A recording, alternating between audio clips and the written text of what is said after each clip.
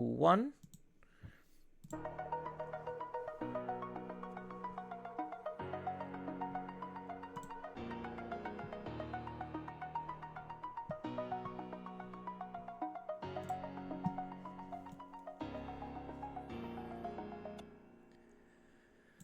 Yo, what's up, everyone? I'm your host, Zenitsu, and you're listening to the Digi Talks podcast, the show that covers various topics from news to meta developments and everything in between for the fine folks who love the Digimon trading card game. Just as a quick reminder, I do try to stream this live over on twitch.tv/Zenitsu, but fear not if you ever miss the live show. You could always catch it as a YouTube video under the channel of Zenitsu, as well as being on various podcasting platforms like Spotify for your viewing and listening pleasure. Please feel free to leave that whole rating, like, follow, subscribe, review, whatever on that social media doobly-doo thing. It really helps support the podcast, or at least we like to think it does. So today I am actually back with my good old designer buddy Mark, and we are going to be talking about card draw because I've been playing a lot of Digimon recently, and I have noticed this growing trend that Digimon has a massive amount of card draw, and I figured it would be a good idea or concept to talk about because every game does card draw a little bit differently, and card advantage means something different in each game, so it's a good idea to see what makes Digimon's card draw and card advantage tick in comparison to other games. So that's going to be the greater discussion. But before we get into that, we have the comment question or just comment of the week. So if you want your comment to be read, then feel free to leave your comments down in the comment section below, and we will read it off for next week. Priority does tend to go to channel members, so if you're not a channel member on YouTube, think about becoming one, so that way you could have higher priority on if your comment is going to be read or not. So this week we have Torrent World Building, and they agree with their opinion, or they agree with my opinions on OTK decks. It's simplicity and consistency. If it doesn't usually see all of its pieces, then it generally doesn't win. And if it does, then it generally wins. So to kind of like stop reading the comment for a second before getting into it. Yes, OTK decks kind of sometimes have the ability to turn games relatively binary. Whether that's a showing of skill expression or not is really deterministic of the card draw. Going back to the comment. And what I want to see in card games is more, or what I want to see is that a card game or just a poor matchups, they hate Hoodie because it's boring and slow and it makes games feel pretty terrible. So thank you, Torrential World Building. Yeah, that's partially why I think like talking about consistency is really important, because I have been playing a lot of this one particular OTK deck, and it is one of the most consistent OTKs I have ever played with. And the scary part is it can OTK semi-consistently on turn 2, which I think is highly problematic in its own right. So this brings us to the greater discussion, because when it comes to news and anything, I don't think we really got any like super newsworthy stuff this week, because most of it is just 8001 spoilers. So that's just the reprint set. So we're getting good reprints. Curious to see how things turn out, because pull rates is what will make or break that set, as it did with RB01. Granted, RB01 also had dogshit reprints, but that's a different story entirely. But this looks like it's actually trying to be better on its reprints. So, yeah, card draw.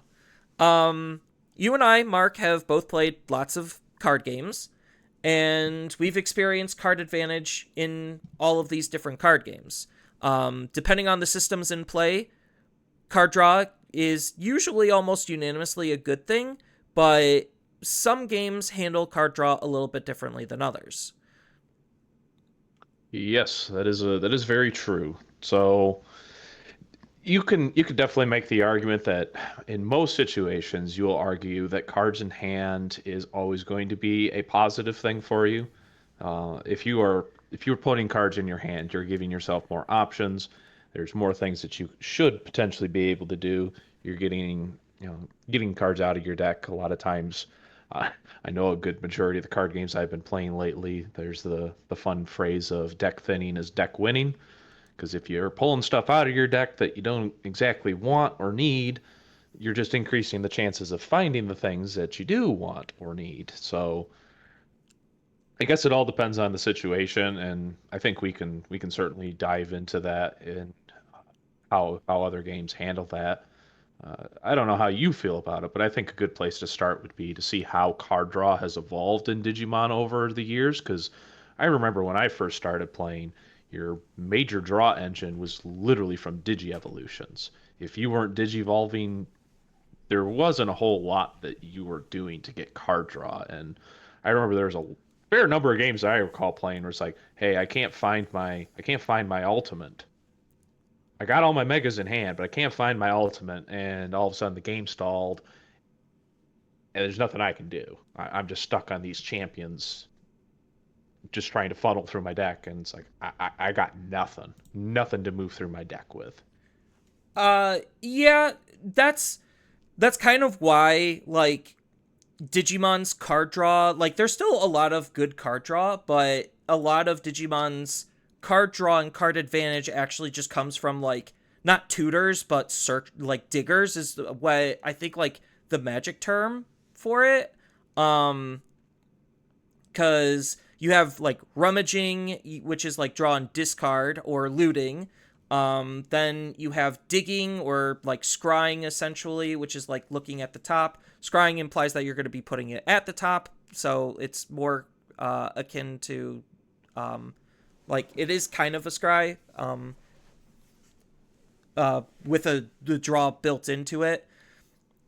But for the most part, drawing in Digimon is mostly still just digivolving, and then just a lot of those, like, option based cards that just let you search the top X and then grab 1 to 2 cards. Um, so outside of the introduction of those, draw power really hasn't changed a whole lot. It felt like they really locked into that formula where it's just like you have 2 memory, look at the top 2, or 2 memory, look at the top 3, depending on, like, the tamer or whatnot that you're using, because you do have search on your tamers. Like, you have search everywhere. You have it on your options, you have it on your Digimon, you have it on your tamers. And, like, now, because abilities are triggering all of the time and we have new windows for abilities to trigger, it's just increasing the amount of consistency that you're going to be having on not only using your effects, but because you're using your effects more, you're potentially drawing and searching for more cards. So, Oh, and isn't there a fair number of cards now that have a lot of on deletion draw? Because I don't remember that too much in the early game per se. yeah, there's a lot of, like, on deletion. It might not be draw anymore. I think they chilled out on deletion draw. There's still a little bit, but not like a whole lot. Most of it is on delete, replay a body, and then that body most likely is going to end up drawing you cards. So, yeah, there's just consistency literally everywhere. And I think, like, the big difference between early stage Digimon and where Digimon is now is the fact that there is just more ability to search out your deck. And when I mean searching, I'm not, like, actually meaning pick it up, look for the one specific card that you need. I think Digimon's core design, while it could incorporate that type of effect, that effect would be, one, incredibly broken for the way Digimon is currently played, and two, not entirely super fun, because then I think, like, that it doesn't ruin the surprise factor. It's just making games go faster because you're always going to be 100% guaranteed to see the card that you need if using the right card combo. Granted, we kind of already have that with the insane amount of card draw that we do have, but I think, like, from a TO perspective, Bandai doesn't want you to basically be like Pokemon, where you're picking up your deck, shuffling it every 5 seconds because you looked for a card. Yu-Gi-Oh! Is also really bad at this also. Where it's just like, yeah, half the time I'm not even actually playing my cards. I'm just searching cards out of my deck and playing them, which I don't think is entirely fun. Oh, I'm right there with you. I've never been a big fan of tutor style cards. I think it makes games way too fundamentally boring. Because, like you said, at least with card draw, you still have that element of randomness and that element of surprise of, oh, hey, well, I draw the card that I need, or I didn't draw the card that I need. How do I keep digging, or is it worth the investment to keep digging? Whereas with tutors, it's just a matter of, hey, I played this card. I'm literally going to go grab my combo piece. Oh, shocker. Look at that. Because that so massively slants the consistency of a deck. And I personally think in most card games, if you're capable of just tutoring out the pieces that you need, then there's no reason that almost any deck theoretically shouldn't be viable. It just literally comes down to which deck can get the pieces out faster. And I think that's just incredibly boring. I mean, one of the most fun things that I always find in a card game is when you can't always find that consistency and you're forced to, improvise, how can I use what I have in my hand to either stall the game long enough for me to find the rest of my pieces and see if I can combo off, or can I use what's in my hand to try and push enough that I'll have enough advantage that I don't necessarily need my full combo? I can just get raw value out of this more than my opponent can. And when you have those situations, it can make for some very memorable and interesting games versus, oh, hey, he played a card. He's going to go grab this piece. Oh, he played that piece. Well, now he played the other piece. Well, I guess there's nothing I can do because he's literally set up at this point. Yeah, and there's like a third metric part where it's just like, oh, I could potentially calculate how much card draw I do have to see and maybe predict what's the likelihood of me drawing into the correct piece at the correct moment, which is also incredibly fun and slightly rewarding. And Digimon rewards that type of play more often than not because of the draw for Digivolve mechanic. Like, there's games and turns where I literally dig 20 cards deep into my deck in a single combo just because of how much value you can get off of your cards these days. And like you said, I think Digimon is perfectly fine not having any direct tutors. I think decent draw power, any card game, it's fine. But there should be, in my mind, there should be an upper limit on what should be an acceptable amount of drawing, which I think in certain situations in Digimon, I know with the one deck you were telling me about, when you can literally draw almost 20 cards out of your deck in a single turn.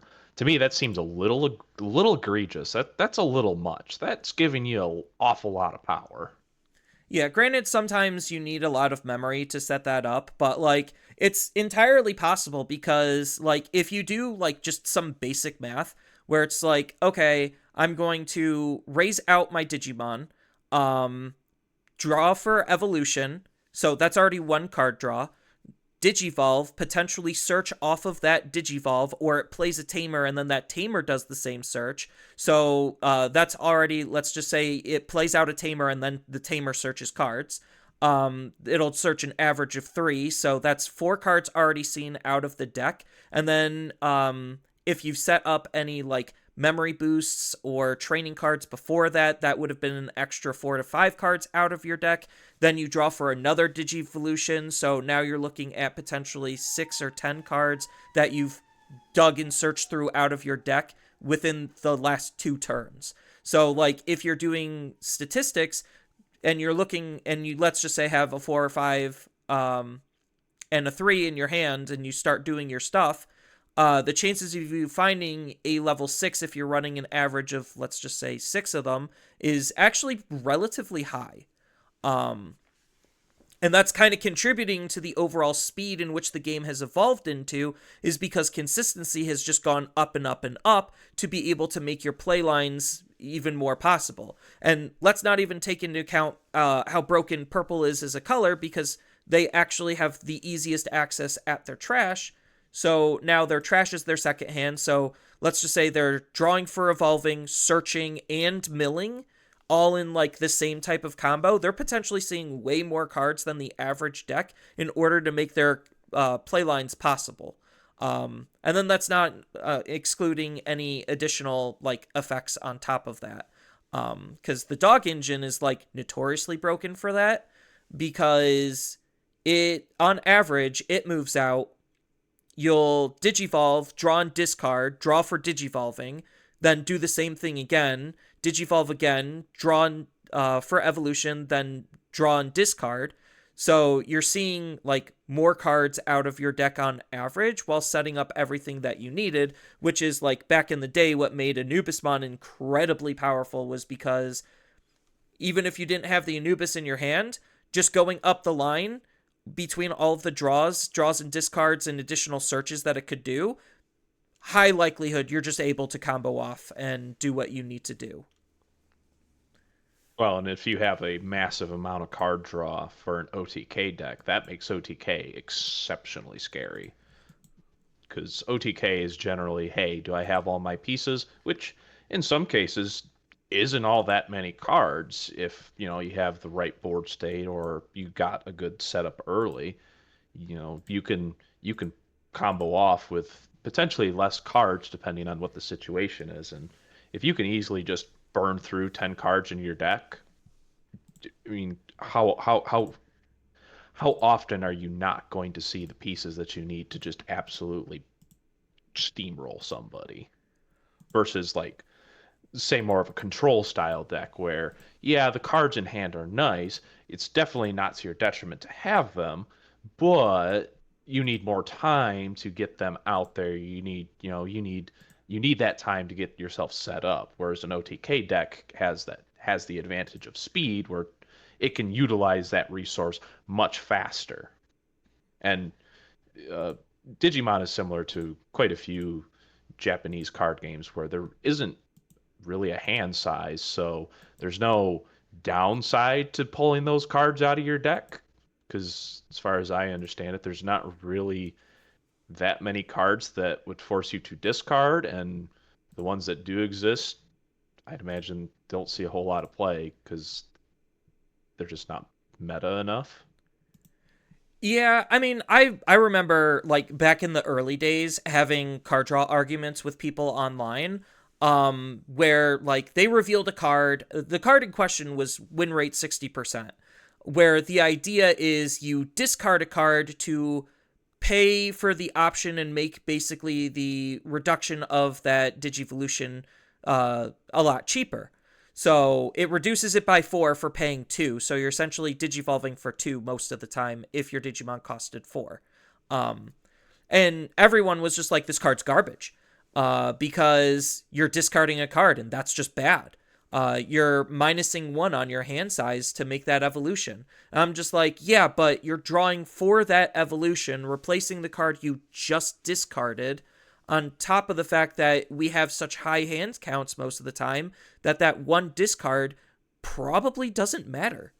Granted, like the game is sped up to where that card's not super usable, because we basically have the better version of it in the form of the training cards, where yeah, it's not a reduction of 3, but it's digging you deeper into your deck for a very similar style of ability. And you Yeah, can so it's a, control it's a when you hand use neutral it. card that you're getting a relatively good benefit from then. Yeah. So, but like at the time, like people were really hating on win rate 60% because you had to discard a card in order to use that. But like there's still niche case uses where discarding a card is good, because especially in purple decks, they want to set up their trash ASAP. Hey, that's a way to set up your trash a little bit quicker, is by discarding the exact card you want in there, which is, again, going back to Anubis, what he wanted to do and how he was playing so efficiently compared to every other deck at that time. Now, the efficiency of other decks have gone up because they have had a lot of like equalizing draw tools or draw potential. But Digimon is a game where it just naturally has a butt ton of draw. And like unfortunately I think it kind of needs it to function, because otherwise you'll get caught in situations where the game was in its like first year, where if you don't have a piece to your line, you're pretty much dead in the water until you see it. And with limited card draw tools to be able to get there, it makes things a little bit harder, which is why we have those trainings and memory boosts, is because, oh, I don't have my level 5, and that's the one I'm searching for. Cool, I'll just play a non-committal card to help get me there, and then it has a benefit for later in the game on top of that. So, yeah, there's just a lot of really powerful searching and digging effects. Because we also saw a change in how searching and digging was between the evolution of those searchers, where it's just like, okay, it went from look at the top 5, grab 1, to look at the top 3, and now we're grabbing 2. So it's very easy for those cards to just give you plus, or like I guess technically a break even on card advantage. No, it's a +1 on card advantage because It'd be you a used plus one. one. If you're Yeah, using one card and getting two back, you're going +1. And if you're in most card games, if you're going positive on hand, that's insanely good. yeah, and that's why one of the Liberator decks has been seen notoriously as one of the worst decks in the entire game, is because it's a deck designed around having as little cards in your hand as possible, which limits your play lines and opportunities to play. And I know people are going to make the argument, oh, but they're putting the cards in their trash to then use it from the trash, but it doesn't have access at fully using its trash the way that it needs to in order to actually be a viable deck. It's getting there. It's gotten a lot better. I'm not going to lie, but it's not quite there. And from that fundamental mechanical flaw, that's partially why that deck has never really done anything and is likely not to do anything. At least like Belphemon, the benefit of that is your Digimon is like straight up immune, and you're just going to be punching for a massive amounts of damage. And the amount of cards you're trying to get to in your hand is a little bit higher than heavy metal. So, similar style, but different ways of going about it. And obviously, Belphemon is a little bit stronger. Granted, he hasn't really done that much recently, but it's interesting to see how card draw affects games. Well, and you can that's a hard thing to balance, is when you have a deck that's built around not having a hand, because either it's going to be underpowered because the effect that you're getting from not having cards in your hand isn't strong enough to offset the fact that you are now lacking a ton of resources and options, or it generally will go to the exact polar opposite, where there's just nothing you can do about it when they can hit that condition, because they're lacking all that resource and options in having a hand. They're making up for it by just having completely overpowered, an unbreakable wall on the field. So it's always interesting to see those type of archetypes being played with, but it's very hard to delicately balance, because yeah, having your hand is such a massive resource that it's hard to accurately balance that with all the other aspects of the game if you're not going to have one. Because honestly, in a lot of games with aggro decks, that tends to be what the punishment is for aggro decks, is they'll burn through their hand really fast because they're trying to kill you and they're using every resource and it's super cheap. I'm thinking, as a Magic player, or back when played a little bit of aggro rush and Hearthstone. I mean, you just blow through hand like it's nothing, and it's like, well, I either killed you or I completely burnt out. I don't have any resources in hand. I'm losing field. So now I'm literally top decking, and I'm either going to top deck a win or I'm just going to scoop because there's no way in hell I'm coming back from this. And that's kind of like interesting on where card games put their card draw, because Digimon basically front loads a lot of its card draw, where the majority of your cards that are searching, digging, drawing, and whatnot, they're going to be on the lower levels. They're not going to be on the higher levels. The higher levels are going to be the cards that are actually doing the majority of the damage. So that's why, at least like in the earlier stages of Digimon, like we were leveraging not only just good statted cards, but we were also leveraging cards that are cheap to draw us cards as well. Like on play, look at the top three, add two. It's just like, okay, I played one, and now I have two extra cards in my hand, and now my aggro train can still continue to rumble, because of just how easy and accessible cheap card draw is. That's why cards like Ukumon are so good and so powerful, is because you move them out of the raising and then you immediately draw a card off of the top three, which is really good, on top of the fact that he's reloading your raising area so you could get a draw for an additional evolution.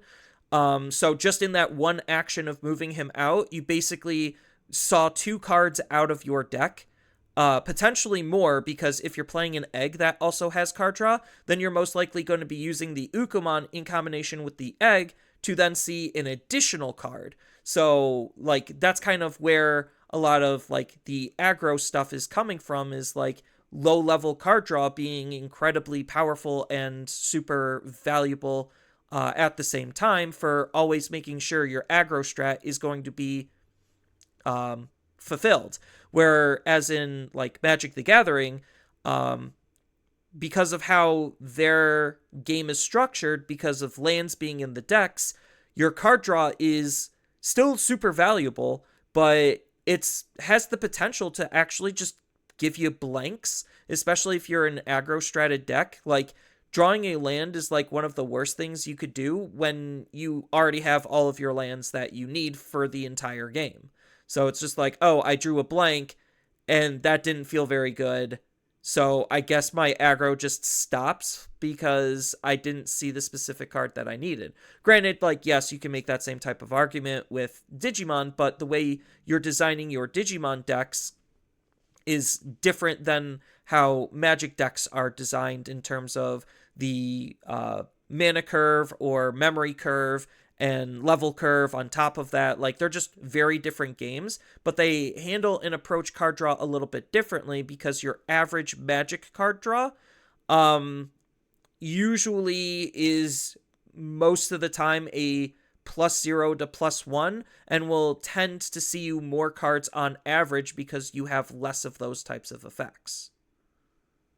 Oh, and I think that's probably a good segue to where we can start talking about how it's handled in other games, because Magic also has it where whatever color you're based in will also affect how a lot of your draw power works. Because I know in early Magic, the general gist was red draw is exceptionally cheap, but it's usually net zero to hand. So you have cards like Wild Guess, where it's a two, pretty sure Wild Guess is a two drop red card.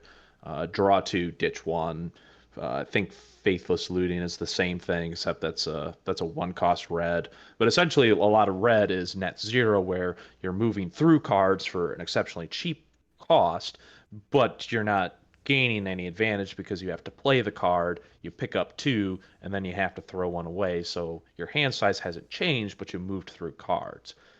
Black card draw tended to be more, hey, I'm going positive on hand, but I'm usually paying for it in some other way. So you have cards where, and I can't think of any off the top of my hand, but I know that there exists a two drop black card where it's like draw two, but part of the cost is I have to sack a creature. So I have to sack a creature, and then I can draw two, which can create some funky stuff with timing where they can prevent you from getting the draw, or or there's the more common one, I'm blanking on what the name of the card is, but it's draw two, pay two life in order to do that draw. And then there's a better version of that where you can scry two before you do the draw, but you're still paying life.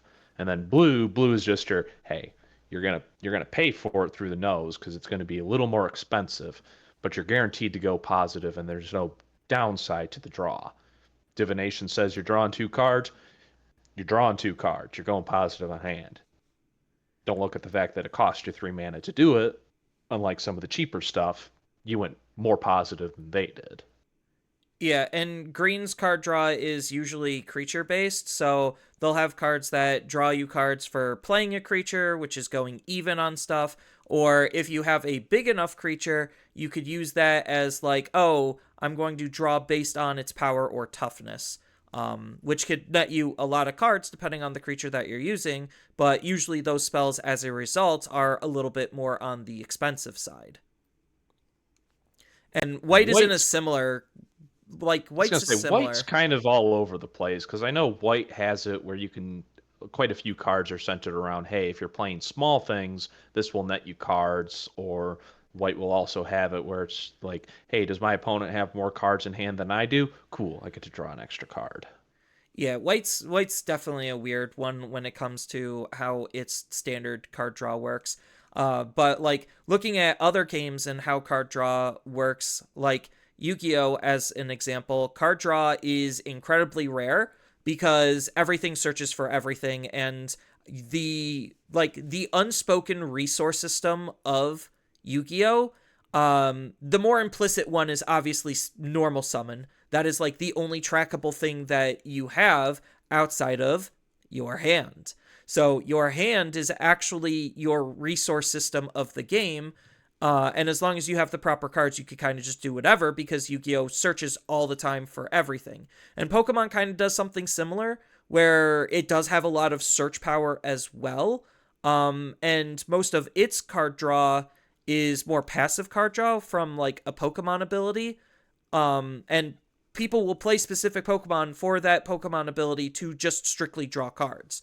Um, Whether it actually is good for the deck as a Pokemon is completely irrelevant. It's just there to draw cards. And then you have other cards like Professor's Research that basically just resets your hand. But if you use cards out of your hand before using that type of a card, then you're actually netting positive on card draw. And like Pokemon's had lots of issues with hand management in the past because of a card like Red Card, where it forces both players or forces like one player to be at 3 cards in their hand. So it's trying to attack their hand. But like, yeah, there's a lot of goofy stuff in Pokemon and in Yu-Gi-Oh when it comes to how they draw cards. But those are two games that are mostly heavy centered around searching for everything that you need. So that way the game is always as playable as possible, which is why in Yu-Gi-Oh, like more specifically, 1 card combo starters are like the godsend to end all godsends. And why decks are running several different packages is because, well, if you have a 1 card combo starter, that's the only card you need. And then you could like do all of your fancy shenanigans and try to end in an unbreakable board state. And then it's up to the opponent to say, do you have the answer to this? If not, cool, I win. If you do, then there's a high chance that I just end up losing. As we've seen many times throughout Yu-Gi-Oh's history. Well, and me not being super knowledgeable about modern Yu-Gi-Oh, but talking to some people that do play Yu-Gi-Oh in that format, because everything searches for basically everything in your deck. Isn't that like generally why they tend to see card draw as a much more valuable resource in Yu-Gi-Oh? Yeah, and Yu-Gi-Oh also, because of the hand trap thing, also is why like card draw is incredibly important. So that way, like I play my 1 card combo starter just as an example. And then I have 4 cards in my hand that I didn't use that could be hand traps. Add card draw on top of that, and now I can have 5 or 6 potential hand traps that the opponent's gonna have to fight through during their turn. So that's why like card draw is incredibly powerful and dangerous in Yu-Gi-Oh! Is because they just search for everything that they need anyway. And this is why Pot of Greed is banned. Same thing with like Max C, because Max C punishes the opponent for special summoning with drawing a card. So if you're not able to kill the opponent on your first turn, which most decks tend not to, um, then you could just give the opponent 15 cards in their hand And then there's probably absolutely no way that you're actually winning the game from that point. So, yeah, card draw is incredibly dangerous in Yu-Gi-Oh! Less so in Pokemon because Pokemon also, like Magic, its resource system is baked into the deck. So, like, sometimes you will just draw blanks, but they're not like the most useless cards ever, because Pokemon tends to run fewer of its resource system than Magic in terms of like their deck design and deck structure. Well, and Pokemon also has the added benefit, at least from the very limited amount of modern Pokemon that I have played. Modern Pokemon seems to have a very good way to recycle that resource system. Essentially, it's energy cards. Oh, hey, my Pokemon got KO'd. There's always some way to get those energy back out of your graveyard. You're not relying on digging more out of your deck usually. Yeah, and card draw is really interesting for a lot of other games outside of the big three. Because if we like just open it up to like other Bandai games, like One Well, hold up, hold Piece. up, hold up. I had one more point I wanted to cover on Pokemon before we moved away. Okay, what you got? So I was just going to mention like old school Pokemon. Oh You gosh. could practically go through two-thirds of your deck if you put in four Professor Oaks and you just kept Oaken. You could just dig through your entire deck and just in an instant. Yeah, I Because mean, like I guess harping on Pokemon a little bit more before we move to the other Bandai card games. Um, like card consistency is really important, and that's why card draw is really important. Because in the like a lot of Pokemon metas tend to not rely on evolutions because they are harder to find because the decks are designed more so around basic stuff because you just need that one basic Pokemon. So evolutions need to be a little bit more powerful as a result because they are harder to set up, and that is a deck building requirement. And you need to make sure that you have enough ample card draw or searching, which takes away from other things that you could be playing in the deck in their places. Because Pokemon has a lot of different tech cards that you could use for different situations. Mhm. Well, and I know with the older decks that tended to be the case because you were either playing basics or you were playing some really good evolution twos. Very rarely were you running anything that was really focused on like first stage evolutions. Most of the time it was a matter of, hey, I'm going into stage two. I ain't running stage one in the deck though. It's Pokemon Breeder all the way. But one of the points I wanted to touch on in regards to like Professor Oak was in modern Pokemon, as I learned, they sort of changed how trainers work. They broke them up into, I believe it's trainers and supports. Uh, If it yeah. So there's they're all supporters. It's just you have trainer cards, you have item cards, and you have like stadiums and like well, just essentially, you have like a limited. You have it. That's where I was trying to get to. Is some of these cards because essentially they have the modern version of Professor Oak, but it's now has that text on it that says limited once per turn. So you can literally only play this card once per turn, and you can only play one of those quote unquote limited cards per turn to help slow things down. yeah. It would be interesting if Digimon had like a hard lock on some of its cards. Like I can only play one tamer per turn. I guess like in certain memory like due to the memory system that would be a little bit harder to implement and like design around. um it would be interesting though, but not all searching is coming from tamers though, so it's not like it matters. Or same thing with like options, but in the earlier stages of the game most of the time you're only playing one of those anyway. And because of the way Digimon works, Bandai doesn't want to punish you for using multiple in a row, even though using multiple in a row in a single turn tends to just lead to more explosive plays later, and that kind of like puts its own pressure on the game. Uh, but yeah, I'd be curious to see if they were to do something like that. I mean, what would be their cap limit? You know, would they go for, hey, you can only use a non-digivolve draw once per turn, or are they going to say, hey, you can only add X number of cards to your hand? Because, if if they were to take that road, whatever their approach is, it has to be something that is very easily trackable.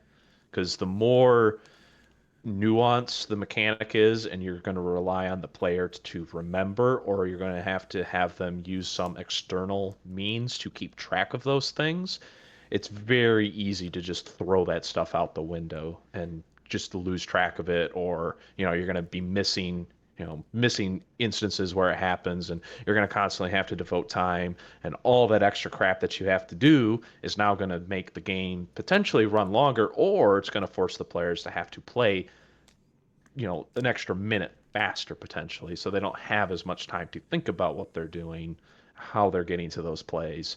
So it's definitely an interesting thing to throw around and consider.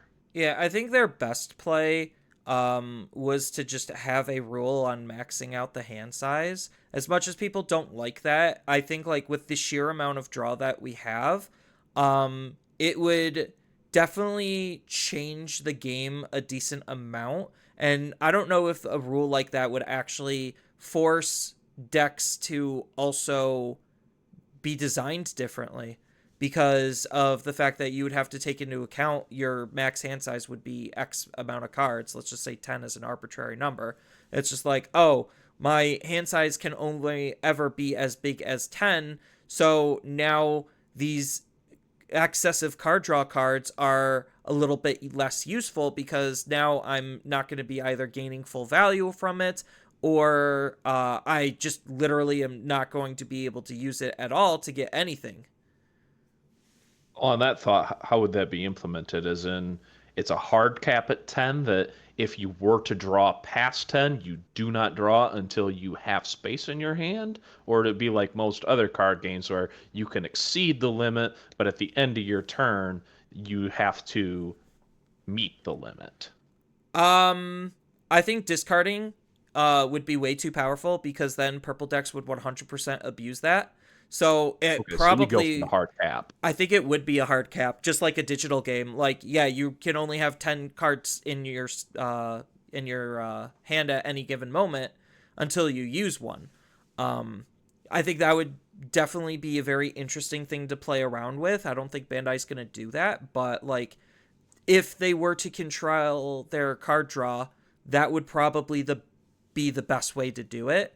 Whether 10 is an actual good number is definitely something to be An said. arbitrary number at Yeah, this it's point. it's an arbitrary number for a rule that doesn't exist, but it But you're definitely. you're trying to give me Hearthstone flashbacks because I can't tell you the number of times I get so pissed watching my opponent force me to draw and all these cards getting pulled out of my deck just burning into flames. Yeah, I think like they would probably take like the approach where you just physically cannot draw cards. Like it's not going to just magically burn. Or definitely not the magic way where you have to discard down to a specific number. Um, Oh, we could scare the shit out of the players and have it if you ever draw and exceed 10 cards in hand, the cards get exiled. that would scare a lot of players, and that would for sure make it so Mirage, all of his cards would be banned immediately on the spot. So like yeah, that's kind of like where bouncing would end up being like way better removal because like if the opponent just has 10 cards in their hands, then I bounce a Digimon back and now poofs out of oblivion. But that also like arbitrary hands limit in that same situation also would nerf blue because then it wouldn't be able to bounce because they can't add cards to their hands. So like it's definitely a weird line where you kind of like it's such a goofy concept to think about if they were to implement it, which is obviously why they didn't. I think in those Well, and situations, it's just thought processes. It's more a question of, well, what if they did this? What kind of positives would it see? What kind of negatives would come out of it? What would become overpowered overnight? What would be completely useless? Yeah, because as we were talking a little bit earlier about the dual card mechanics, like the interesting thing about the dual cards is the fact that none of the Digimon actually have a play cost. So you physically cannot take that card from your hand and play it as an individual card. You have to use the option or just Digivolve it immediately. So from a mechanical perspective, it does pseudo nerf black because black is play cost based in terms of its removal, and now you're facing up against Digimon that don't have a play cost. So it becomes a little bit awkward there in terms of being a slight nerf. But I guess technically it sort of balances itself out because during the whole like Ace era, um, Ace cards had a lower play cost, which made black removal technically better in that same vein. So I don't know. Um, Well, and they could take like the magic approach and say if the card doesn't have a printed cost on it, treat it as a cost zero. they could. I'm not saying they will. I'm just saying as an option, if something is requiring it to you to have a cost in order for you to interact with it, and they don't want a quote unquote hexproof or shrouded card, they could just make that blanket. Hey, if it doesn't have a cost, treat it as this. Yeah, but it still wouldn't have a cost in your hand, so that way you can't just hard play it. Because the reason why they did that is because of specific archetypes that just allow you to play cards out of your hand for a reduced cost. So it would potentially down the line, they could accidentally print something that like absolutely breaks the game in half because of an interaction they just completely and totally ignored. For sure, for sure. If you'd like to continue on with other Bandai cards now, I didn't mean to detour too hard. Oh yeah, no. So like a lot of Bandai games play very similarly to one another for the most part. But each one handles things a little bit differently just because, they kind of have to. But like at least two out of the like four other Bandai card games, I guess technically three out of the other five Bandai card games, um, use their hand as a defense mechanic, similarly to Vanguard, where card draw is also incredibly premium. But that's because your hand is also doubling as like your counterplays. So, like One Piece, as an example, has cards that have an associated combo cost to them, or not like combo cost, but like combo power to them. So that way they could defend against the opponent's attacks. Dragon Ball has a very similar system, and then obviously the other Dragon Ball game has a very similar system to that, which is kind of like shielding in Vanguard for more or less. I don't know exactly how powerful card draw is in Gundam or Union Arena. I don't play a whole lot of those games, but I would obviously think that like a game like those that are playing more on a not like similar spectrum as Digimon, but it kind of feels like they are. Um, Yes, I can speak to the Union Arena example. Yeah. But at least like from what I saw with Gundam, I would think card draw is like incredibly valuable because similarly to Digimon, there are specific like cards called pilots that you want to pair with the correct Gundam. So you don't want to lose out on the value of those pairs. So card draw would be incredibly premium, especially since I don't think that Gundam has any like built-in excessive ways of drawing cards unlike Digimon where you draw for evolution. You're not really doing a whole lot of extra card draws for Gundam outside of like an on play draw card or on play search or something.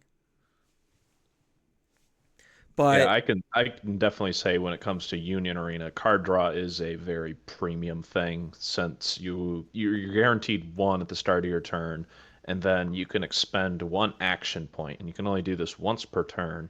You can expend an action point to draw an extra card, which sometimes it's definitely worth it because you might not have enough plays to warrant using that action point. But when you theoretically can only do three actions at most in a turn, you really have to figure out, how many things am I doing? Can I expend this for the draw? Do I, does it just not matter? can't play anything until I dig another card out. I know most of the sets that I've seen played against, played myself, they tend to have a lot of low end draw one, pitch one cards. So when you play this card, it says draw one off the top of your deck and then pitch one, or it has a passive effect that says, hey, when this thing when X happens, draw one, pitch one. Um, Not too many cards per se that just net you plussing on or on hand advantage. There are a few, but not too many. Because outside of that, um, you're going to have certain cards that could be coming out of your life, might have a trigger that says draw a card. You might have a card that says, hey, as part of this card effect, I know it's technically a JP only deck, but I know there's this deck that I've played where the card says, "Hey, when this card attacks, you can rest a specific character, and if you do, you can draw a card off of the attack." So there's not. And then I know with the one Nikkei deck that I play, that one has a card that says, "Hey, you can play this card, draw two cards, and then you have to ditch a card." And that card's kind of interesting because if you ditch an event card, you can refresh your action point that you use, so you can go exceptionally positive off of that card, and it's necessary for another combo that's in the deck. But there's not a lot that goes positive in Union Arena. Your hand is it's a very valuable resource, so but there's not a lot of instances where I guess there's quite a few instances where you can draw. It's just they're very limited, I guess, if that makes sense. It does. Cause it's probably based on just the balancing dynamic of how the game is designed. Because a game like Flesh and Blood, they don't necessarily have as much card draw as your average game because the systems and mechanics of the game itself dictate that you're going to basically be redrawing your hand every single turn. So why would you need overly excessive amounts of card draw when you just get a new hand every single turn? And Well, part of Flesh and Blood's mechanics is discarding a card to pay for other cards. So that's kind of how a game like Flesh and Blood's ebb and flow with card draw tends to work. Is the more you would end up drawing, the more you could potentially do because you could discard to pay more things, and then yeah, so on and so forth.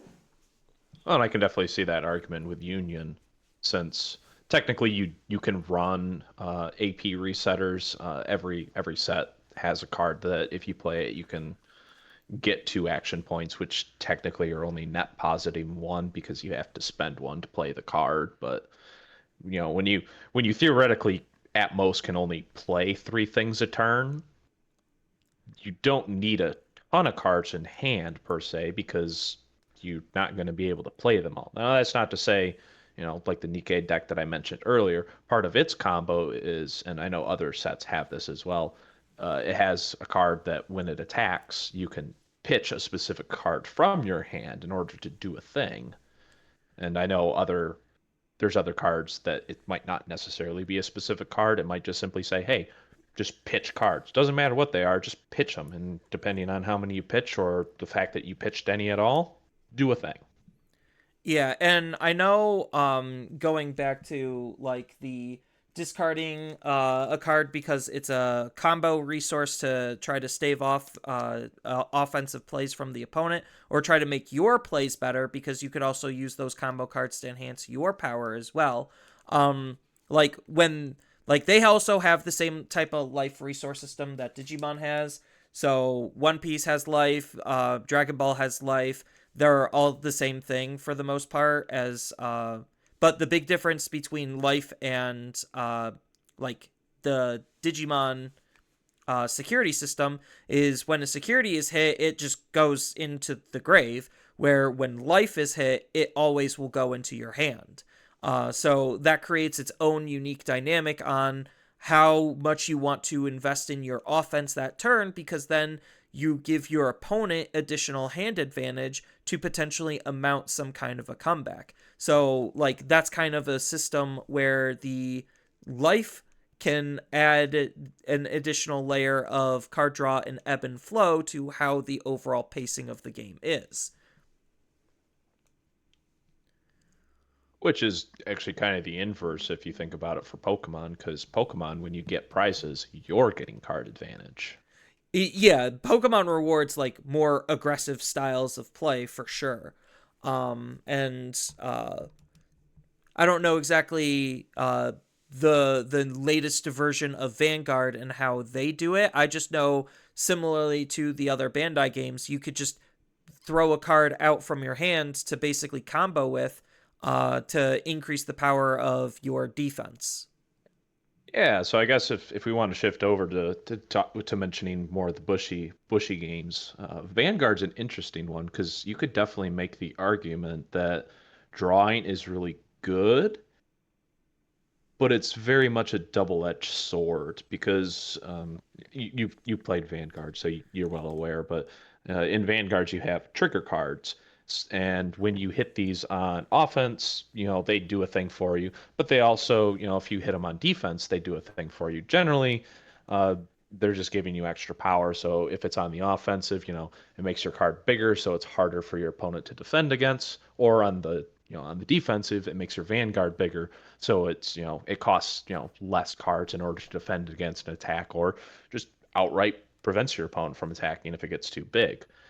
It can have other effects where, you can increase your damage by one, or you get to draw a card if you hit a certain trigger.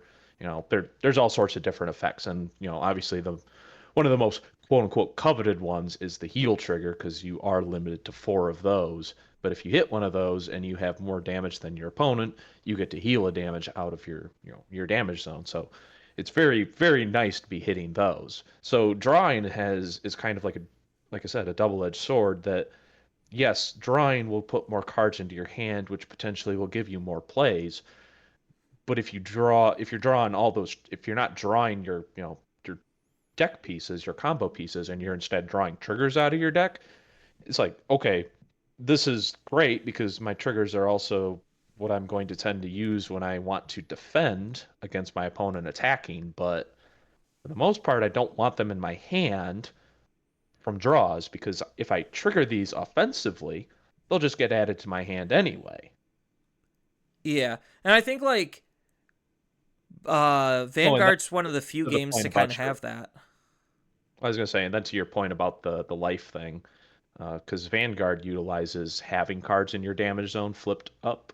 You can counterblast them, which is a their resource thing for flipping those life cards face down, and then you can do potentially strong effects with those cards. And I know at one point when I was playing, there was a pretty meta deck that was very counterblast heavy.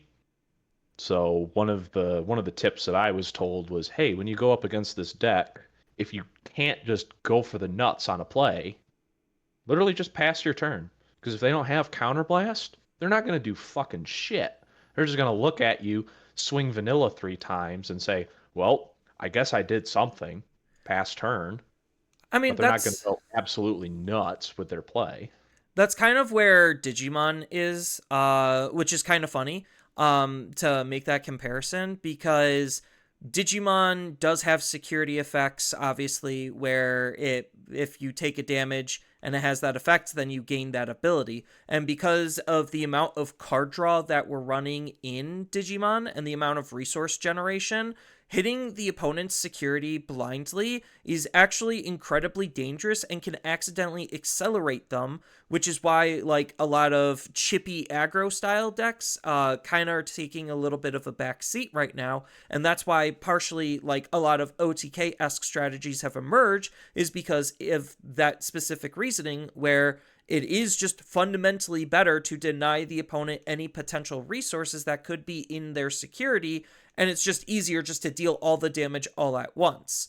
Now, granted, Digimon has gotten to the point where we could consistently do that for a wide variety of decks as early as turn 3.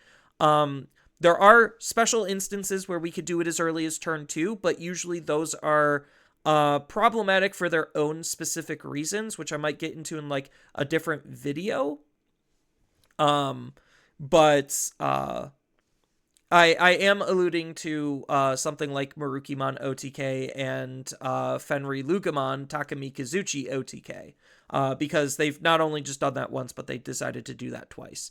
But most other OTK-esque decks usually combo off and kill the opponent on turn 3, and that's where a lot of other aggro decks can just amount a massive amount of damage turn 3 as well to put a lot of pressure on the opponent, even if they can't close out the game, and try to build a board state that they could fight through and hope that there's not enough resources out of the opponent's security.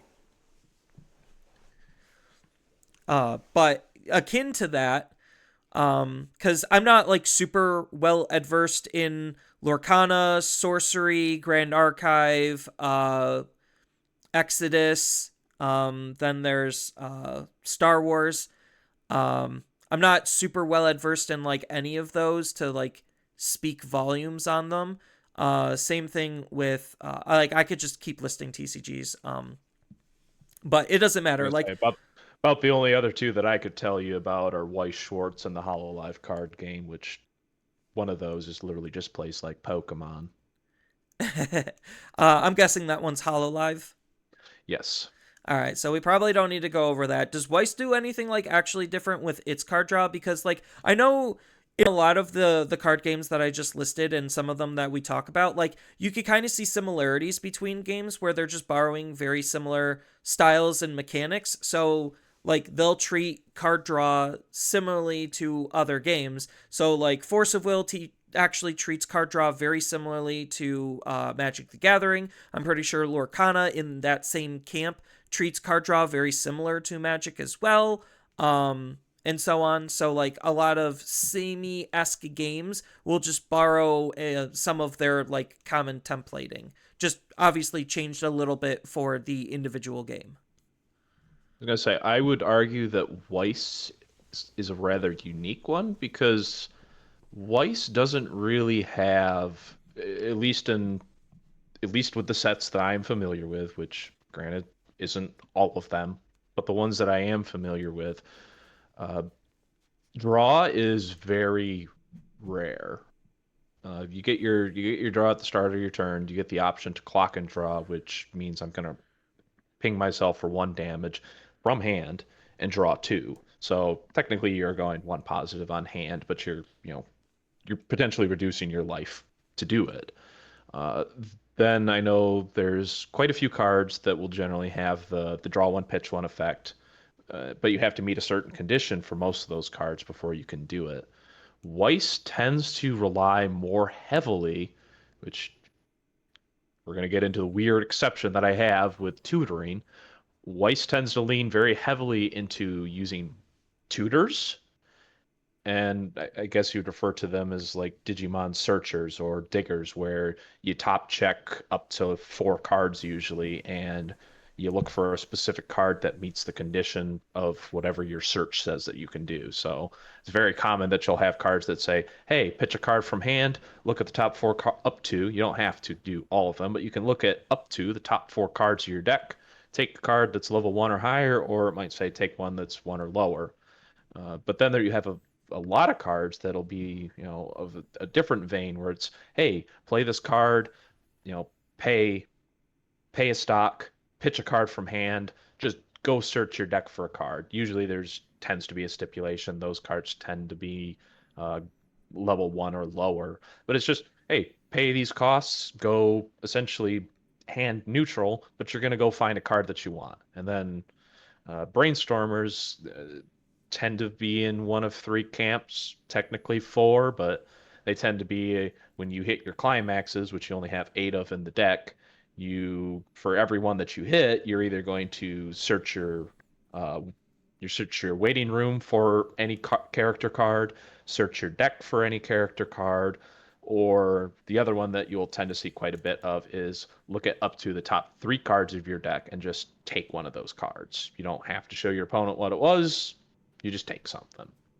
So there's not a lot of the traditional draw. It's more doing a lot of, hey, just go grab a card that meets these conditions, or just literally just grab a card from this area of your deck. Okay. Yeah, because like I said, depending on the systems and mechanics in place, each game needs to treat card draw a little bit differently, which impacts how the game's like flow overall is supposed to function. Because the last game that I'm probably going to be mentioning is going to be Buddy Fight, which Buddy Fight has arguably very similar levels of card draw, if not more card draw than Digimon. It's like the only other game that I can think of that actually can exceed the amount of card draw in a single, like, not really possible in a single turn, but like throughout the course of a game. Because Buddy Fight has, similarly to Weiss Schwartz, instead of clock and draw, you have charge and draw. So that allows you to basically charge your resource system that you're going to be spending to get an extra card draw that you just get for free. So already you potentially are going to be seeing 2 cards out of your deck in a single turn. And then Buddy Fight does have direct searching, but they also do have like just, they don't have the whole like look at the top X very often. Most of it is just straight up draw. And you chain a whole bunch of different draw spells because most of the time your monsters aren't actually doing the drawing. That's on your spell cards. And you'll just have those be your basic draw value and draw engine in a sense, where it's just like, okay, you might have a card that will let you draw. Most of the time the monsters, I think, will just let you search, but some do let you draw. But the majority of it is going to be on the spells, and there's a whole wide variety of them that you could run based on the different worlds, but for the most part, they all play relatively similarly in terms of how they're drawing a card. Most of the time, it's just like pay a gauge, draw 2, or draw 3, and then you could just chain that over and over again, where it's just like, oh, I'll have this one specific monster on my field, I meet the attribute requirements, and then I just get free card draw. So you'll be, but the stipulation for those is similarly to Yu-Gi-Oh's once per turn type cards. Those are also once per turn type cards as well, where it's just like, oh, this card lets me draw 2 cards, but I can only use one of that specifically named card per turn, which is why usually you'll just chain a whole bunch of them in a single turn and try to draw through as many cards as possible, so that way you're going to have as much consistency as possible. Digimon kind of achieves this with drawing for Digivolution, essentially, and we also do have the 2 dynamic duo option cards of memory boosts and trainings that also just let you pretty much use those as much as you want as well. For the most part, like, and then obviously there's Tamers that lets you draw. Like, there's a lot of different ways that card games are letting you draw cards, but the point that I'm trying to make is because Buddy Fight is a game that's no longer actively supported, at least not in the English or Japanese language format. Yeah, you do have Thai Buddy Fight, but that's like trying to be not really its own separate thing, but like it's exclusively to Thailand. Well, and then technically you have the Buddy Fight crossover in Vanguard now. Yeah, I don't know much about that and how much it was able to translate its mechanics over into Vanguard, because I know that was the attempt. But as far as like Buddy Fight being as broken of a card game as it was, because at the end of that game's life cycle, in terms of competitive play, the game did, similarly to Digimon, start devolving into OTK Fiesta, where it is just easier and better to just kill the opponent in a single turn. The big difference is Digimon doesn't allow that to be on the very first turn. And similarly to Yu-Gi-Oh, because you have a resource system, but it's a very soft resource system because not every card requires the gauge to be used. You basically just need to generate barely enough gauge to get you through your first turn, and then you could just actually FTK the opponent.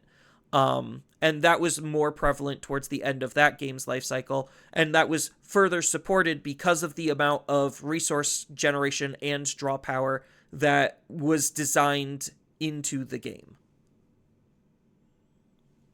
That's kind of like the crux of where I'm getting with this whole, like, oh, why did we talk about all of these different card games and why was this all important is because like I'm not going to sit here and say, "Oh, Digimon is just a completely broken game." It's it's not, it is there but it's not there at the same time. The whole point is like to showcase that how each game handles its consistency in terms of how much it's going to be drawing and how it treats card draw does impact how that game fundamentally is going to end up being played, because certain games based on their rules and mechanics have to treat draw and searching a little bit differently than some of the others. So, Oh yeah, I mean, all the examples we gave, I mean, some of the games did function similarly with how they treat drawing. Other games treated it very, very differently. But each of those games has other mechanics at play that helps affects its consistency. I mean, for me, a general rule of thumb, the more cards you're drawing, theoretically, the more consistent your deck should be, because you're pulling cards out of your deck, putting them into your hand, and if you don't have to remove them from your hand, i.e., there's no hand limit size, the more card draw you can stuff into that deck, the more consistent it should be because you will be seeing more of your pieces consistently. yeah. And card draw is always a very powerful mechanic, no matter, like, I guess part of it is like no matter what game you play, card draw and consistency and card and slash hand advantage is always going to be one of the most important things inside of a card game, not only as a skill, but from a design perspective, how you leverage that to either accelerate or decelerate your gameplay. Because I think that like if Digimon had a little bit less draw power in searching than what it did, it would dramatically impact how that game functions as a whole. Um, Not saying that we should have less card draw, because part of the fun is actually playing the game, and because of how Digimon functions, they want to make sure that we're able to play the game no matter what deck style that we're going to be playing. It's just, I think, over excessive amounts of card draw in searching does tend to get a little bit on the dangerous side, and only acts to further accelerates the game rather than make the game initially playable in the first place. Um, so that's kind of like the double edged sword of how much is too much. Well, and then, like I said in the example with Vanguard, is there a mechanic in the game that, yes, drawing is a good thing, but can it also come back and bite you in the ass if you're drawing the wrong cards out of your deck? Or, like with Magic, if all you're drawing out of your hand or out of your deck is lands, unless you're running some really niche build, I'm guessing that all of those lands in your hand aren't going to be doing you a whole lot of good. Yeah, I mean, that's Magic's kind of a weird game because like you're technically supposed to -2 every single turn, because you play a land for your turn and then you play an actual card, which is how they could get away with some of their like hand math and how their card draw tends to work. But yeah, that it's very interesting to think about just what does card advantage mean, and out of like from a player perspective, what is the level of card draw that you tend to enjoy? Because I've heard from a lot of players, oh, I love drawing cards. Drawing cards is so much fun. What deck lets me draw the most cards just because drawing cards is fun? Whether that deck is actually doing something is to be determined. But they just like, I've heard the sentiment a lot where it's just like, I like drawing cards. What lets me do that? Well, like I said, if you're drawing cards, theoretically you should be finding your pieces. Your deck should be more consistent. And if your deck has high enough consistency and it's got enough things going for it when it combos, very easily right there you have a tier 1 meta deck. Because Yeah, if you can consistently find your pieces, and consistently finding your pieces wins you the game, and you can convert that to say, even if it's just a 55% win rate across most all decks, right there, that's pretty much a tier one deck. I mean, if you're going net positive on average against all decks, you play enough games, you'll eventually, pop. Yeah, and that's why like consistency in Digimon exists in so many different forms is because there's so many different deck style. Well, I guess there's not really that many different deck styles, but a lot of decks are following very similar deck styles to one another. Whether that's a deck that's designed around just hard playing Digimon, then you're not digivolving, which means now as a designer, they would want to find some way to boost your consistency for doing that action while not feeling like you're being punished for it, compared to actually a stack based deck that does let you draw for digivolving. So that's kind of like why certain cards are designed the way that they are. So, like Royal Knights, just as an example, that's why they supplement their card draw, not necessarily with Digimon. They do have Digimon that do just go neutral on hand count, but that's why they have so many other options and tamers that they're leveraging to draw those additional cards. So that way they're not trying to play as slow as possible. And when I mean slow, I'm not like actually physical turn like counter. Like if I were to Slow flip an playing. hourglass, yeah, if I were to flip an hourglass, how fast is my opponent's turn gonna end up taking? I'm talking like overall deck speed. How fast are they getting through their deck, and can they get through their deck fast enough to find the cards that they want?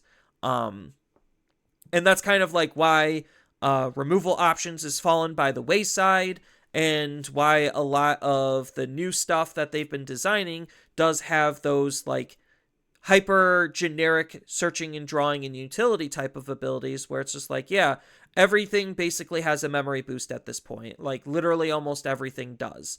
Why is that? It's because they want to make sure you could find your cards. That's pretty much the answer. And I've talked about this type of a concept in a lot of my other videos, where it's just like those types of cards were designed to specifically solve the consistency issue that the game had in its first year. Because in its first year, it was kind of a meme, but like blue was one of the best colors for a very long time because it was the color that had the most card draw. Like that's literally as simple as I could put it. That's why in the early stages blue was really strong, was because it tended to draw the most cards on average. So it was able to be more consistent and take more risks that tended to pay off versus a lot of the other colors. And that's why, like, again, making sure that you have card draw spread somewhat evenly throughout was a good idea, which is, again, what led to the creation of the memory boosts. And then we get into the training cards, and I think that was the little overstep where I think that was maybe too much card draw of that type that definitely had a very profound impact on how the game was played.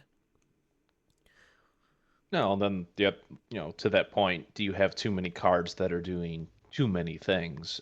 Do you have too many cards in in the game that are saying, "Hey, this card draws, it also gives you memory, it also does, these other four things." I mean, you know, at what point are these cards doing too many things for the value that you get out of them? And would it be better served breaking them out and making players to some extent choose? Here's an option. This card lets you get more memory and some other effect, maybe a decrease on your digi evolution cost versus, hey, this card lets you draw two cards and then it lets you search the top four for uh, this specific card. You know, which one in your deck would get the most use? Which one gets you the most value? Would breaking some of that combined action up and maybe bumping up the single action or splitting it differently? Uh I could see that. And like action economy definitely is a very important subject because again, similar to card draw, each game has their own levels of action economy. And I think like right now, Digimon is hitting a new threshold when it comes to its action economy because the designs of the cards haven't necessarily like changed a lot of its templating. A lot of cards are fundamentally just doing more, and they're increasing more things that we can do in a single turn. So there's a new timing that was used very sparingly up until probably what is going to start getting normalized with the next couple of sets, where it's a when moving trigger. So when moving, basically, if you're unfamiliar with it, means that when your Digimon is moving out from the raising area into the battle area, you get an effect. And the dangerous part is if you put that type of effect on the lowest level possible, which is level 3s, you're just getting fundamentally more abilities, because you'll move out your Digimon, and then you get an ability on your Digimon. Then you could Digivolve, and then you get the ability on your Digimon for Digivolving. You get the card draw, and then you rinse and repeat that cycle until you're basically done playing cards, and then you make your big power move. But that condition and timing is different than start of main, so you could have like a when moving effect trigger and then a start of main effect also trigger. We're seeing this right now with the Marukimon stuff. Not necessarily specifically related to the when moving effects, but with the 3-drop tamers, they have an ability that triggers at the start of your turn.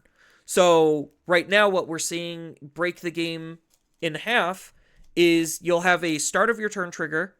You could do a whole bunch of different things because you'll have multiple or potentially multiple start of turn effects happening all in that same window before the phase changes, and then you could do a whole bunch of actions. So the way that Marukimon is using it is they use Haruko to play out a Digimon for free at the start of your turn.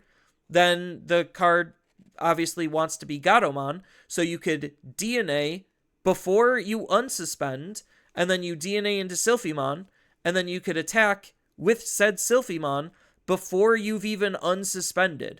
So that way, going into the rest of your turn, you'll unsuspend the Sylphimon, and like it's just making things more complicated, and by making them more complicated, we're able to potentially do more things, which increases the overall power of the game in a nutshell.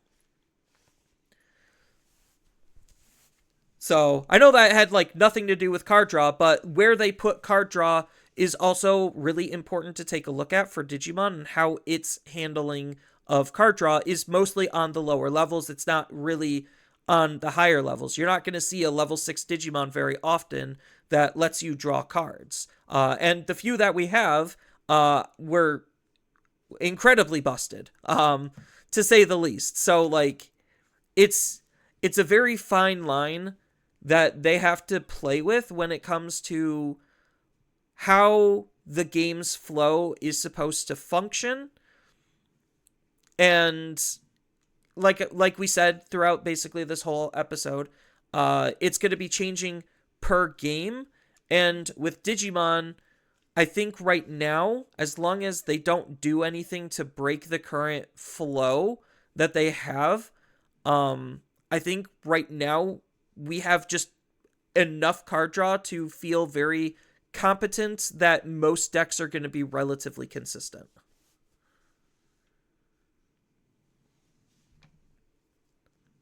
So, Well, and if you have too many decks that are too consistent, that do too good, you're going to have a very wide meta. I mean, I tend to like wide metas. I know competitive players, like more competitive players, like higher level competitive players, they hate that stuff. Well, yeah, because then there's more decks that they have to take into consideration that they might run into and that they have to plan strategies around versus, oh, hey, I literally have a triangle format. This deck beats this deck beats this deck, this deck beats this deck. More, it might not exactly be that, but it comes down to, hey, I'm playing deck A. The only decks I really have to give a shit about are deck B and deck C. Do I have tech cards that lets me deal with them, or do I just straight up beat them in the match? Yes, perfect. Now, if you add in 8 more decks to that, into that mix-up, it's a matter of, well, shit. I don't know if my, one deck just, unless it's, Pokemon at 4 copies, tier zero nonsense. It's going to have some rough matchups, I assume, against some of those decks. Yeah. And like that's why I like wide metas is because like as a high level player, they do have to learn more, but like at the same time, I feel like Digimon is somewhat a homogenistic game where a lot of decks feel and are functioning very similar to one another. Um, to where like it really is not that big of a deal. But like it allows a lot of decks to at least be playable, so people actually have a favorite that they could lean towards. And part of the reason why some decks might not be doing super high, at least like in the older side, is because they might not necessarily have the availability to use some of the modern tools to be able to keep up. So, like Hoodie is as powerful as it is in part because of partially not only just the sheer amount of action economy that deck can do, but because a lot of its card draw becomes super easy and borderline free to where they're drawing more cards than the average deck to be able to line up everything that they want and need. So that way they can just rock it as soon as they're good to go. But granted, they do have some shaky starts. They're not perfect, but that's like part of the beauty of card games is there still should be some level of variance, and you can only get that level of variance through card draw and not directly searching for cards in of itself.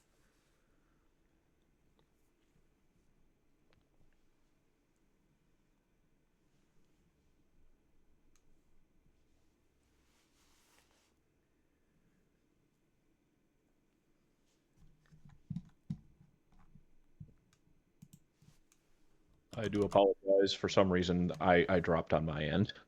Oh, you're good. I have no idea why. That's fine. I'll just edit the portion Fortunately, I out. missed the last 20 seconds of what you're saying, so but you don't have Uh, to repeat it for me. I actually wanted to move into an opinion question for you. okay. Do you think, in the current state of affairs, Digimon has too much card draw? As I kind of was alluding to throughout the podcast, yes. I think like Digimon, like compared to a lot of not even just like compared to a lot of card games, just in a general sense, I do think Digimon has like an exuberantly large amount of card draw, so much so that like I said, the game is becoming homogenized because of the card draw. So like usually your standardized turn 1, turn 2, potentially turn 3 is almost nothing but drawing cards. It's just searching and digging and drawing for all of the pieces, and then you move out, do your big combo because of the amount of action economy that you could take in a single turn, plus all of the additional setup that those card draw cards enabled, and then the game just magically ends. And because there's not really a whole lot of good defensive lines of play for it, because the opponent also needs to draw cards. Yeah, that's just kind of the unfortunate dynamic that Digimon finds itself in. At least I find it to be unfortunate because sitting there for turn 1, turn 2, turn 3 doing nothing isn't the most appealing thing outside of drawing cards. Well, and like you said, with the action economy in Digimon and how non-existent cost is to do most of your actions nowadays, you can take an obscene amount of actions on what, less than 3 memory.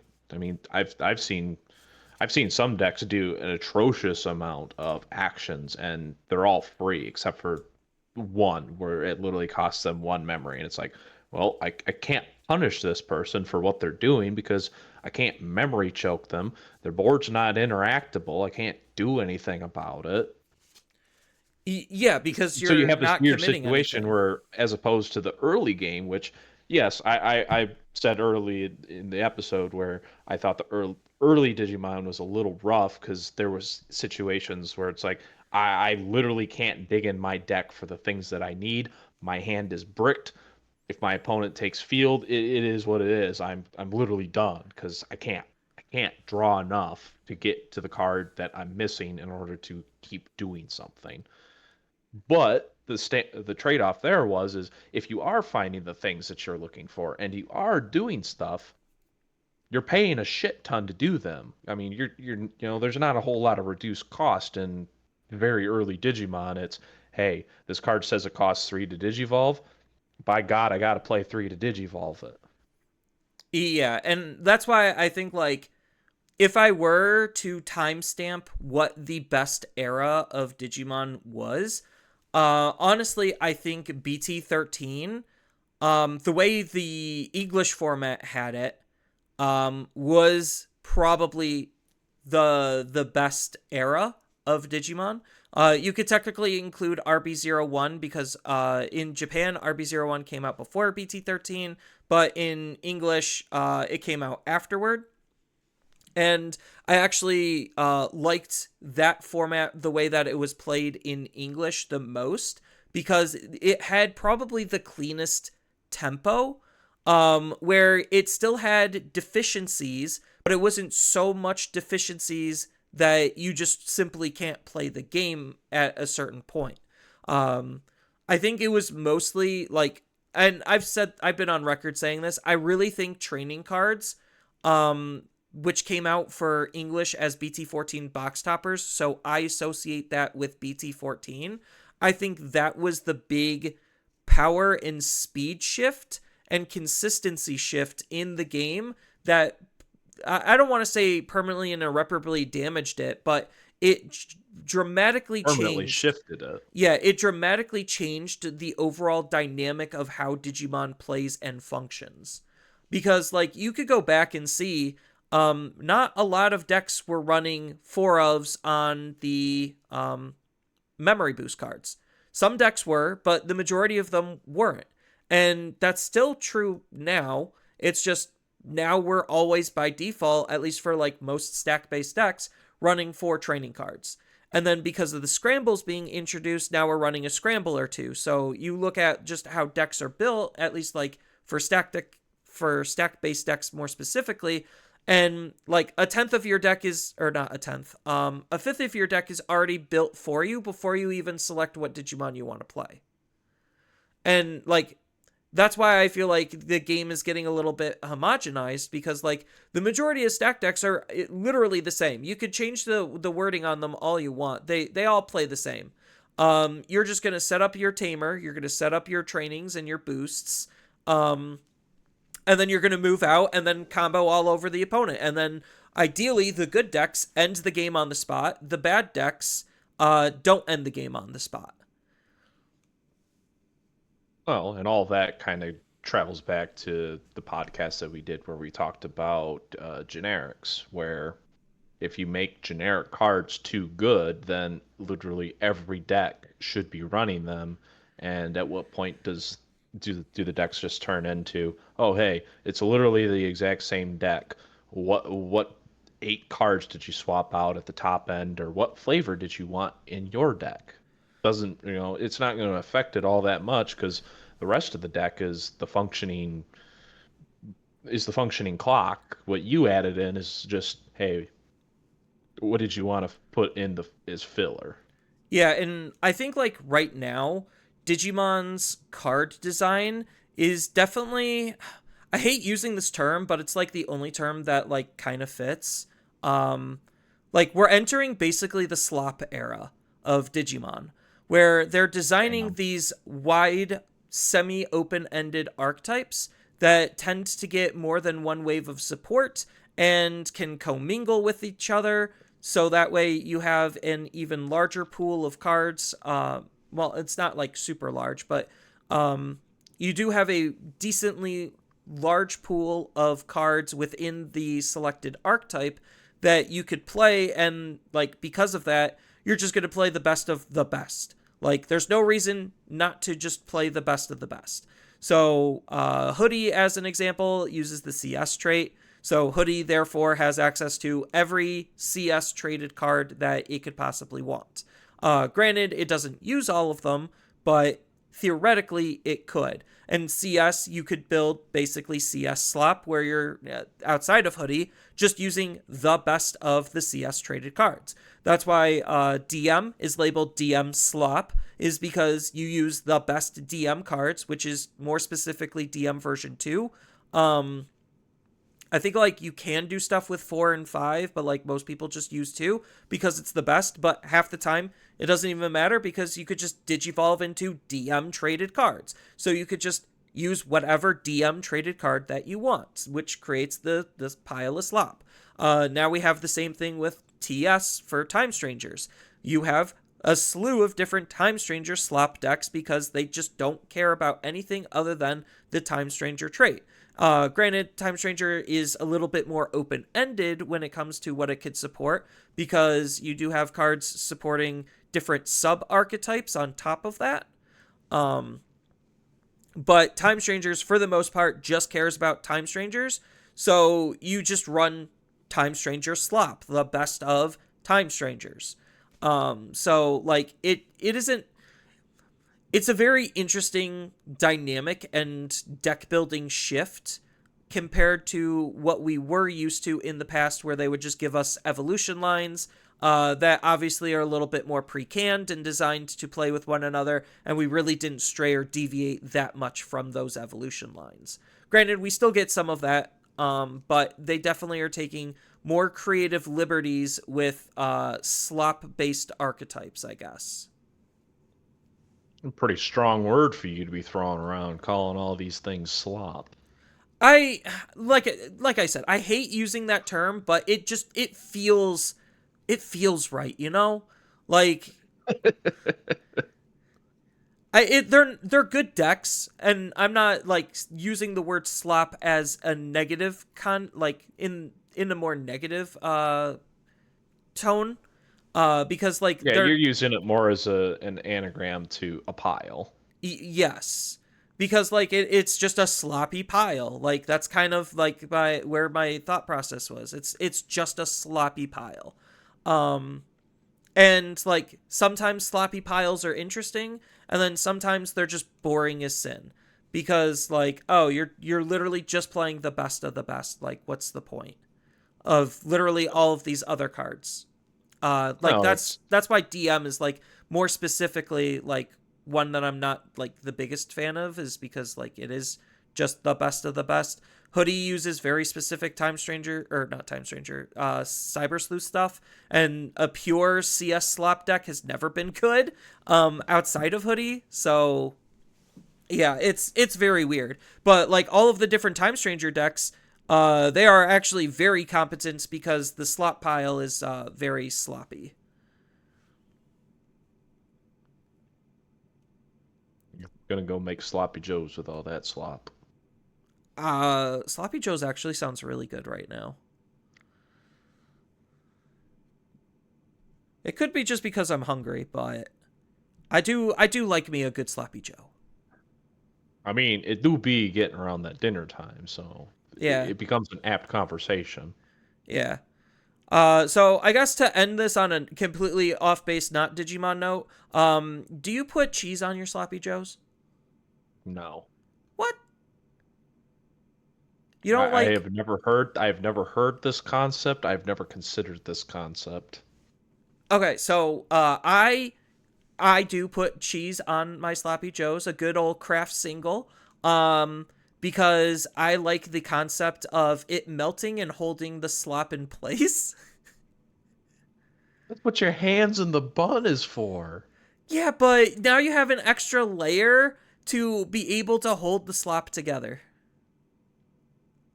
People in the comments crucify this man. This is sacrilege. Putting cheese on sloppy joes. It makes sense. But No. what No. pile? I no. No. So I No. guess what pile of slop are you cooking up tonight? Uh Probably just chicken and rice. Good old classic. Well, I'll one up you, and I'm gonna be making Japanese curry. Oh. Yeah, I learned how to make it, and I can't stop eating it. It's like actually dangerous. I'm just like, oh, this is like the dumbest thing I could possibly make, but it's also so easy and so delicious. And I'm not saying like dumb as in stupid. I'm using it as like stupid easy. Man learns to make crack cocaine, gets addicted to his own supply. Well, of course. How No, no, no. else? Didn't you watch Breaking Bad? You're not supposed to do that. No, I only watch Better Call Saul.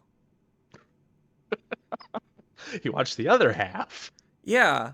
How else am I supposed to get into Breaking Bad if I don't understand what happens before it, right?